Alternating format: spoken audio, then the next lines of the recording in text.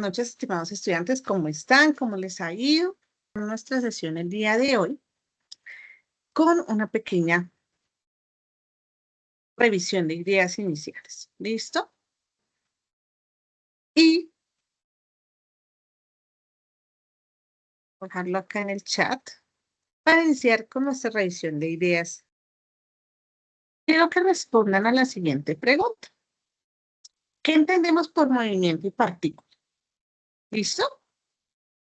Entonces ingresen, escriban una palabra o dos palabras que para ustedes es el movimiento y la partícula. ¿Qué entendemos por partícula? Entonces escriban una palabra para cada una que los defina.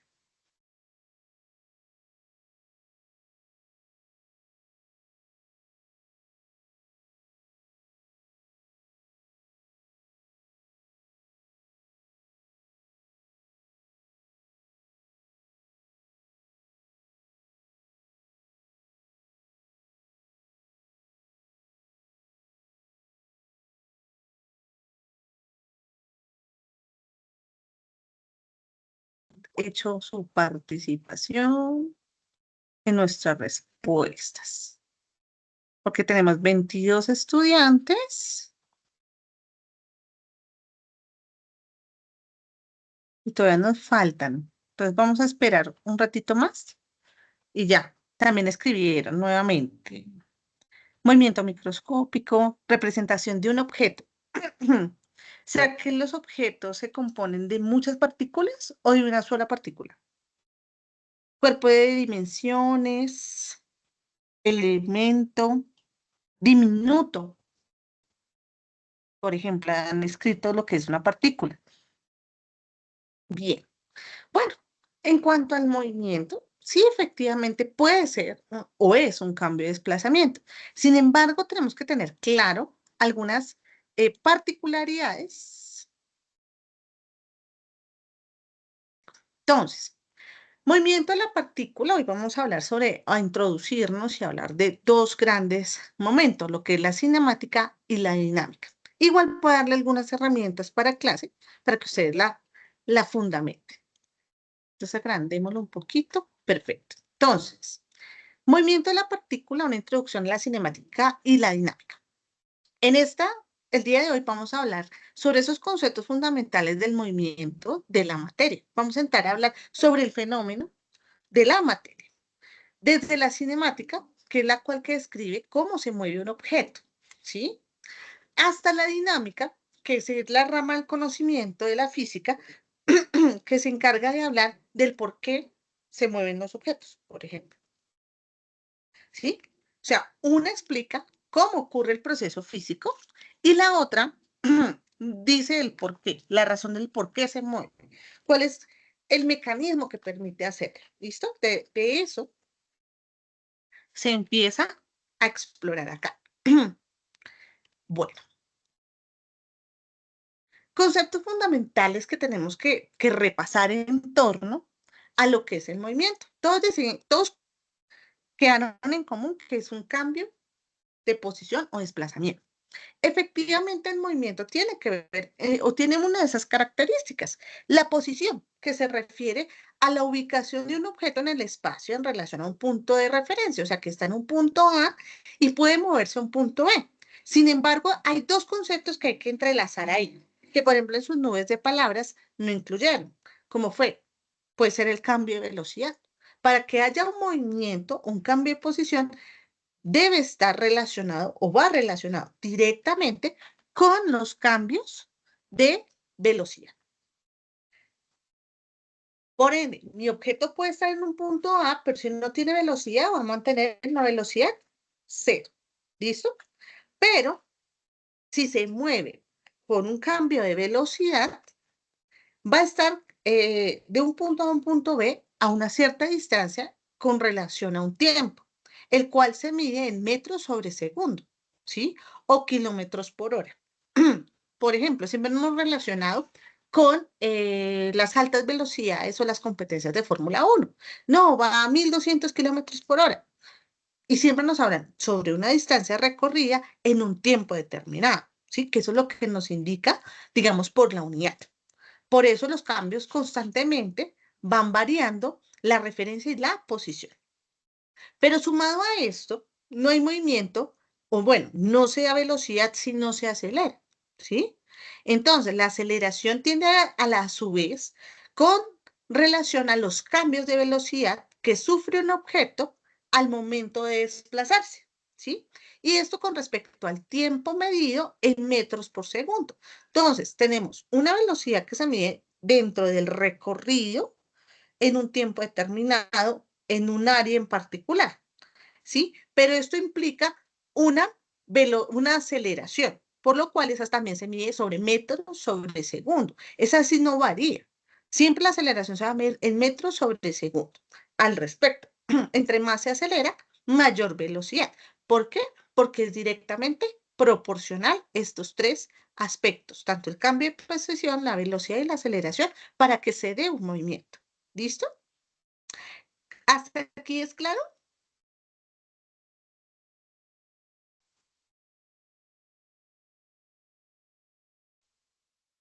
Rectilíneo uniforme.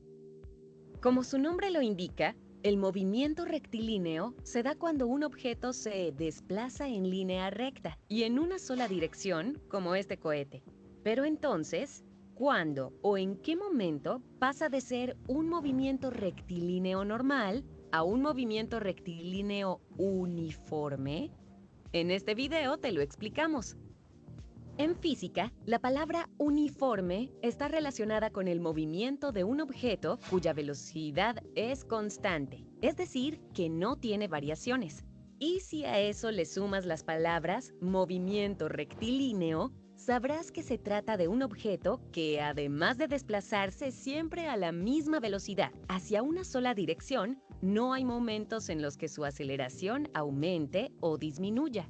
Si aún no tienes claros estos conceptos, te invitamos a ver el video de velocidad, rapidez y aceleración que encuentras aquí abajo en la descripción.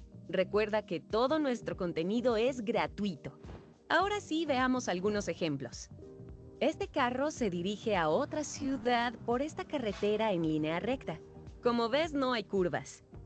Además, lleva más de 30 minutos con la misma velocidad, 60 kilómetros por hora. Esto significa que el coche presenta un movimiento rectilíneo uniforme. Y este avión, que parece flotar entre las nubes, lleva un par de horas moviéndose en línea recta y con la misma velocidad. Hasta aquí, su movimiento es rectilíneo uniforme, pero en el momento que tenga que girar y subir su velocidad, pasará a ser otro tipo de movimiento porque cambia su estado. ¿Sabías que el físico Galileo Galilei fue el primero en definir el movimiento rectilíneo uniforme, el cual se presenta con las siglas MRU? Sin embargo, existen otros países donde prefieren manejar la denominación MRC, que hace referencia al movimiento rectilíneo constante. Este tipo de movimiento es considerado uno de los más sencillos en la física y fue el punto de partida para que Isaac Newton, 83 años después, presentara su primera ley del movimiento o ley de la inercia. En nuestro canal encuentras un video donde te la explicamos. Para recordar fácilmente de qué se trata el movimiento rectilíneo uniforme, tómale una captura de pantalla a estos apuntes.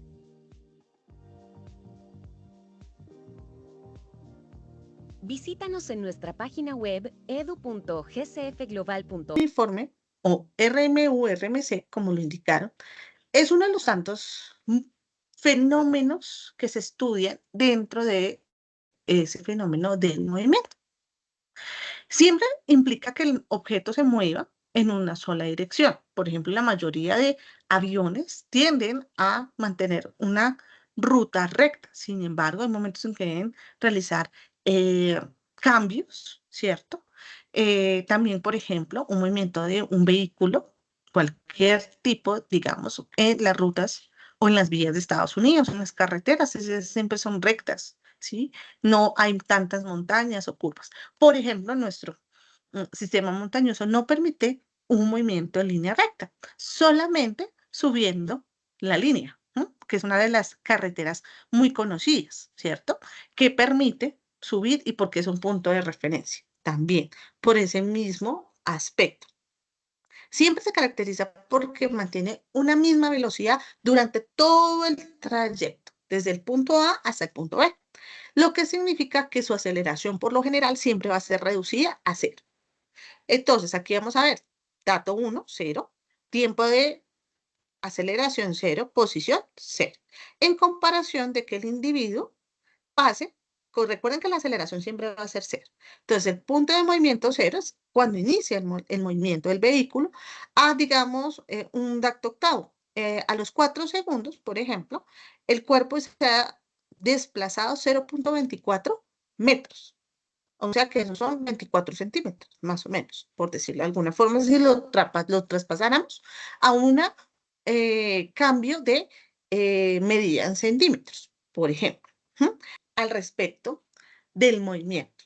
La primera ley de Newton, como ustedes saben, es el padre de la gravedad.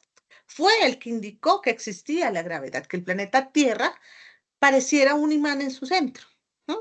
Y atrae las cosas hacia su centro. ¿Listo? Por ende, a partir de los estudios que él realizó, se plantearon tres grandes leyes según su lectura fundamental, ¿no? Un objeto en reposo permanece en reposo y un objeto en movimiento permanece en movimiento a la velocidad constante, a menos que una fuerza neta actúe sobre él. Por ejemplo, cuando jugamos bolitas de piques, ¿sí? O canicas. Sabemos que si tú mandas una bola, pues queda en un movimiento rectilíneo uniforme. Pero si empezamos a hacer que esta choquen y se alteren sus trayectorias, pues esto va a hacer que cambie. Y eso es lo que va a empezar a demostrar prácticamente o en ejecución la primera ley de Newton. Segunda ley de Newton, la aceleración de un objeto es directamente proporcional a la fuerza neta que actúa sobre él e inversamente proporcional a su masa. Es decir, que no siempre una velocidad, ¿sí? Cuando le oprimimos fuerza, ¿sí? A un objeto, no necesariamente va a actuar directamente la aceleración, ¿sí?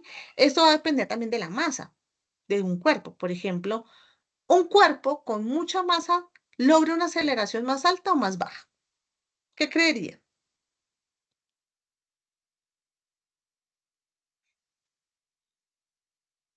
Por ejemplo, manito arriba, Marla, cuéntanos. Un cuerpo con una masa mayor logra una aceleración mayor. Podría ser. Y si tuviera menor, ¿no alcanzaría una menor aceleración? Bueno, en este caso depende o sea, del punto de partida.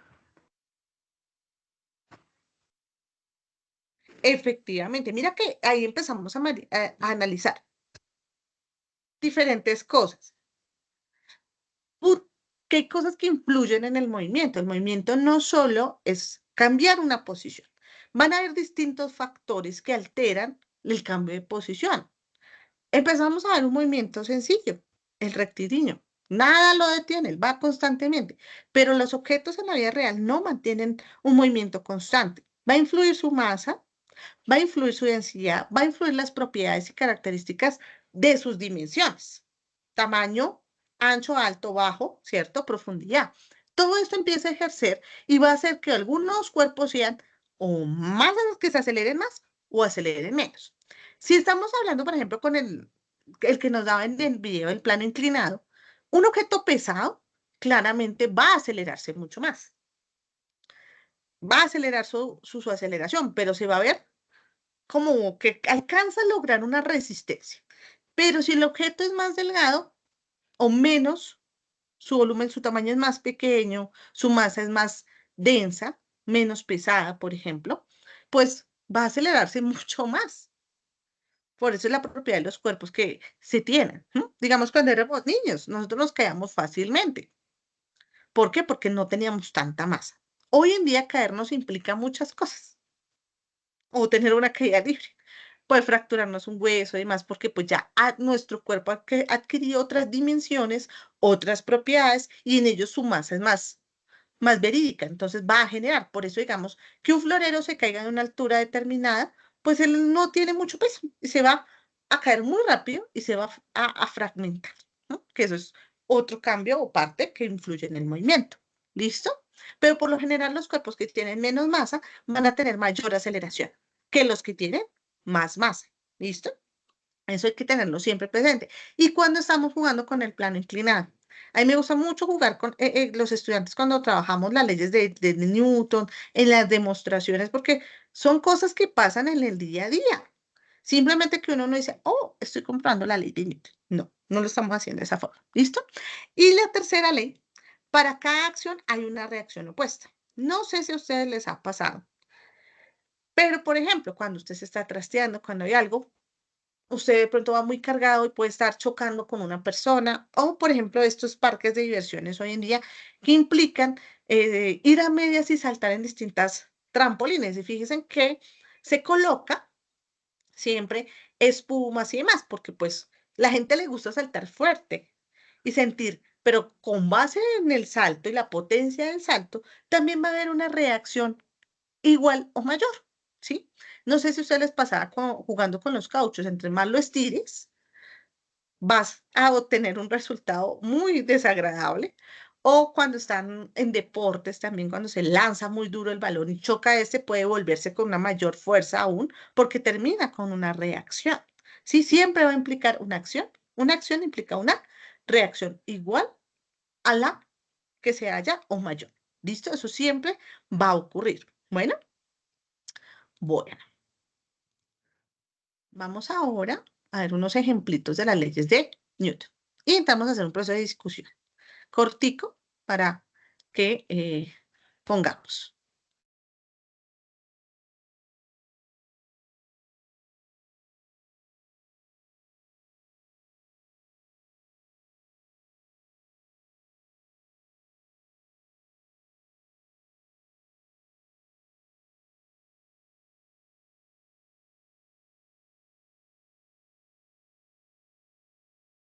Bueno, me avisan cuando vean y escuchen. Bueno, alzan manito así o corazoncito.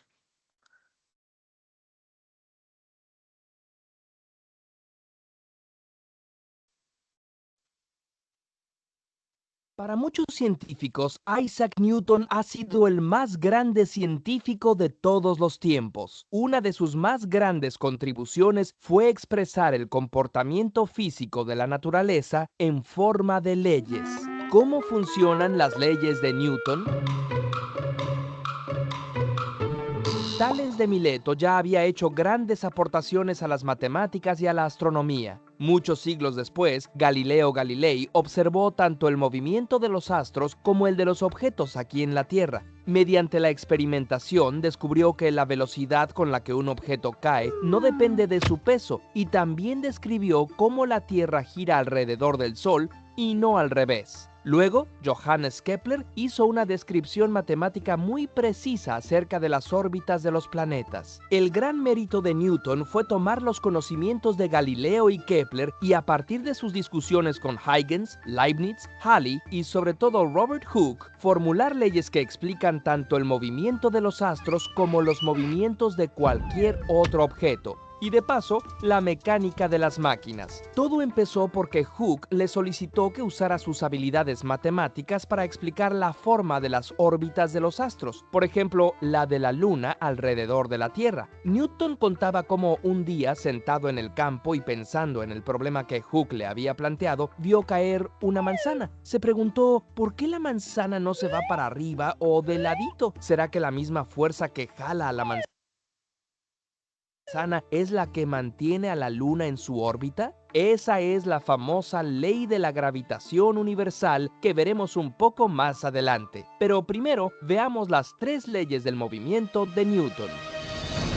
Primera ley de Newton o ley de la inercia. Todo cuerpo persevera en su estado de reposo o movimiento uniforme y rectilíneo a no ser que sea obligado a cambiar su estado por fuerzas impresas sobre él. Esto significa que si un objeto está quieto, seguirá quieto, a menos que una fuerza actúe sobre él, o que si el objeto está en movimiento, seguirá moviéndose en línea recta a menos que una fuerza externa desvíe su trayectoria. Por ejemplo, si empujas un cochecito, este avanza en línea recta por un momento, pero se acaba deteniendo porque hay una fuerza que lo empuja hacia abajo y crea una fricción que lo frena. ¿Y las trayectorias curvadas? Es algo similar. Por ejemplo, si imprimes una fuerza a una pelota, pero está amarrada a un cordel, hay una fuerza que arroja a la pelota hacia afuera y otra que la mantiene cerca de tu mano. En vez de seguir una línea recta, la pelota sigue una órbita circular. Algo similar ocurre con la órbita de la Luna. La Tierra debe ejercer una fuerza de atracción. Si el cordel se rompiese, la pelota saldría volando en línea recta. Lo mismo pasaría con la Luna si de repente la Tierra desapareciera. Segunda ley de Newton o ley fundamental de la dinámica. El cambio de movimiento es directamente proporcional a la fuerza motriz impresa y ocurre según la línea recta a lo largo de la cual aquella fuerza se imprime. En términos simples, mientras mayor sea la fuerza que se le imprime a un objeto, mayor será la aceleración. Imagina un auto que viene en esta dirección. Trazaría este vector. Si un auto con la mitad de su fuerza lo empujara en esta dirección, y suponiendo que el choque fuera elástico, su trayectoria se desviaría así. Si actuara un tercer auto, esta vez con más fuerza, el vector sería este. En resumen, la trayectoria es el resultado de la magnitud de todas las fuerzas que operan en el objeto. Se expresa en la fórmula fuerza es igual a masa por aceleración. Tercera ley de Newton o principio de la acción y reacción. A cada acción siempre se opone una reacción igual pero de sentido contrario. Es decir, si empujas algo, ese algo te empuja a ti. Imagina que tú y un amigo tuyo que pesa lo mismo que tú van en patines, lo que reduce la fricción. Si imprimes una fuerza en él, no solo él se moverá, sino tú también. La fuerza produce aceleraciones diferentes según las masas de los cuerpos. Si tu amigo es mucho más pesado que tú, adivina quién se moverá más. A este motociclista le hubiera sido útil conocer acerca de la tercera ley de Newton. ¡Auch! Es claro que las leyes aplican a los objetos que se tocan, jalan y empujan entre ellos. ¿Cómo se aplican a manzanas y planetas que están separados? Bueno, pues Newton decidió que la gravedad era también una fuerza, solo que ésta actuaba a distancia, y su comportamiento se puede describir con la ley de la gravitación universal. La fuerza que ejerce una partícula puntual sobre otra es directamente proporcional al producto de las masas e inversamente proporcional al cuadrado de la distancia que las separa. O sea, mientras más masa tenga un cuerpo, más atraerá a otros, y mientras más lejos estén, menos los atraerán. La combinación de estas cuatro leyes ha permitido desde la construcción de toda clase de máquinas hasta la predicción de la llegada de cometas e incluso ha permitido construir vehículos que han llevado humanos a la Luna. Después, Albert Einstein encontraría las limitaciones de estas leyes y propondría una nueva manera de entender, entre otras cosas, la gravedad. Pero las teorías de Einstein no serían posibles sin las leyes de Newton. De lo que estudiamos hoy, lo que vimos la lectura, pues nos queda un poco más claro el tema de cómo realizamos el ejercicio de comprender el movimiento y la dinámica de la cinemática. ¿Listo? En las próximas sesiones vamos a entrar a profundizar un poco más en estas dos, pero ya hoy nos queda claro que a nivel físico, pues una partícula puede llegar a ser cualquier objeto. ¿Listo? Aunque llamemos también que la partícula puede ser entendida como esa mínima expresión de materia que posee masa, volumen y tiene dimensiones. Profe, ¿que sí podemos incluir al átomo? Sí, claro que sí. El átomo es una partícula y nos ayuda a comprender el ejercicio de la estructuración de cualquier objeto. ¿Listo? O sea, que un objeto está compuesto de múltiplos o millares de partículas, sí, con características químicas, físicas y propiedades que le confieren propio material. ¿Listo? ¿Es claro hasta aquí? Si todos tenemos claro hasta aquí, hacemos corazón o dedito.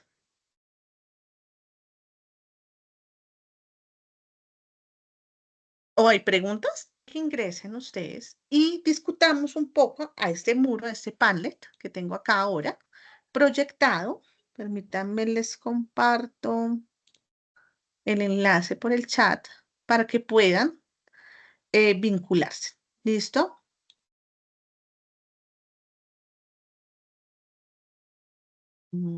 Copiar enlace. ¿Listo? Para que tengan acceso.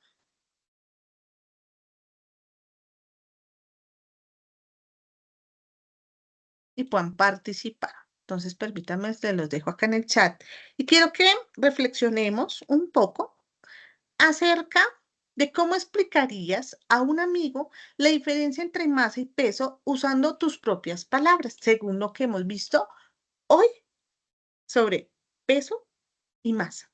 Es lo mismo la sesión de diferencia entre masa y peso usando tus propias palabras. Jimena Montoya, por ejemplo, dice, si tengo un bolso pesado, sigue teniendo la misma masa, esté donde esté, pero su peso cambia porque la gravedad cambia de alguna forma. Aunque no es que tanto que la gravedad siempre hace una fuerza constante. Ella no varía tanto, pero sí te puede atraer de acuerdo a la cantidad de cosas que puedan hacer que adquiera masa tu bolso. Entonces puede ser más pesado o menos pesado. Por ejemplo, Adorable Kravitz, la masa, una cantidad por la cual se constituye la materia. El peso se relaciona con un valor relacionado con la fuerza de la gravedad. Si esto te lo explicaran a un amigo que no sabe nada de lo que ustedes están estudiando en ciencias, ¿será que quedaría claro? Acuérdense, trabajen ejercicios cotidianos, simples. Digamos, al de Jimena está cercano, pero hay que pulirlo. Yureidis, por ejemplo, dice, en que la masa es la cantidad de materia que tiene un cuerpo, un objeto, y el peso es la fuerza, un cuerpo u objeto, y el peso es la fuerza del objeto que jala hacia abajo. Acuérdense que ahí yo diría que es el peso tiene que ver con la acción que ejerce la gravedad al intentar atraerte o jalarte hacia el centro de la Tierra, ¿sí? Que no alcanzamos un punto, pero recuerden, cuando nos caemos de nuestra posición A a la B, es donde sentimos, pues, ahí la atracción dura hacia la gravedad y que quedamos como en un punto, no alcanzamos a llegar a todo el centro porque hay una serie de obstáculos que hay que pasar, ¿no? Pero muy bien. Por ejemplo, aquí abajito dice Whimsical Ferret, la masa eres tú y el peso depende de dónde estés. ¿Y cuánta fuerza hace la Tierra para jalarte? Sí, pero pon, digamos, donde estés, no sé, en un punto de partida, desde un edificio, listo, hay que pulir ahí un poco el ejemplo. Sara García dice, la masa es la cantidad de materia que tiene un objeto y el peso es la fuerza que ejerce la Tierra. Por ejemplo, faltaría decir, por ejemplo, pero muy bien. Angie dice, la masa es la capacidad de materia que posee un cuerpo y el peso se relaciona con la fuerza gravitacional. Muy bien, pero falta el ejemplo cotidiano, pero está muy bien explicado.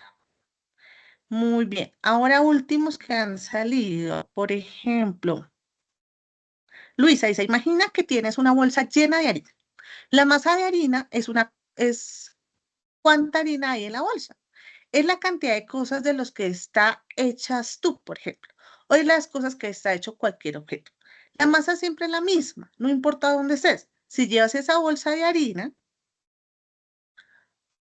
ay, me perdí. Si llevas esa bolsa de harina a la luna, sigue haciendo la misma cantidad de harina dentro. Tu masa, la cantidad que hay en tu cuerpo, es la misma aquí en la Tierra o si fueras a otro planeta. El peso es como que tan fuerte te jala la Tierra. Ahora, esa bolsa de harina que tienes en la mano, ¿verdad que sientes que jala hacia abajo? Eso es porque la Tierra la está jalando con fuerza hacia la gravedad. Esa fuerza de jalo en el peso.